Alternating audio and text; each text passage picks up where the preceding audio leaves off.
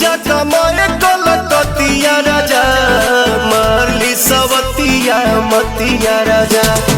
जनी जा कमाए कलकतिया राजा मारली सवतिया मतिया राजा लाली ओठ लाली कनवा के बाली सुन होई ना के नथिया राजा जनी जा कमाए कलकतिया राजा मारली सवतिया मतिया राजा जनी जा कमाए कलकतिया राजा मारली सवतिया मतिया राजा।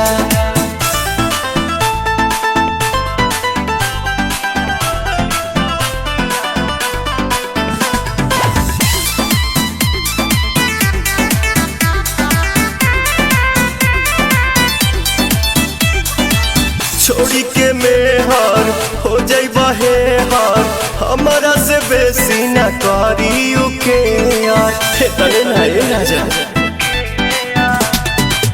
इज्जत के हानि करे पैसा जियानी करे केहू के न सूट बंगाल के पानी करे से जिया पटवा रात भर रोवा मन बना में हरी के बतिया राजा जनी जा कमाए कलकतिया राजा मारली सवतिया मतिया राजा जनी जा कमाए कलकतिया राजा मारली सवतिया मतिया राजा।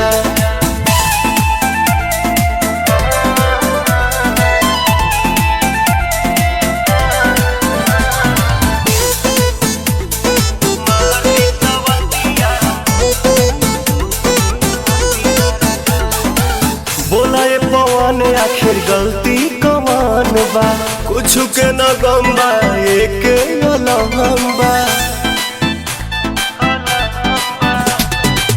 जैबा बंगाल तू उलझन में डाल के कोल्ही बात जाके गहमनी की निहाल के जानी जवाना तो मारे लगी तना जारी नसाई इज्जतिया राजा जनी जा कमाए कलकतिया राजा मारली सवतिया मतिया राजा जनी जा कमाए कलकतिया राजा मारली सवतिया मतिया राजा मतिया राजा।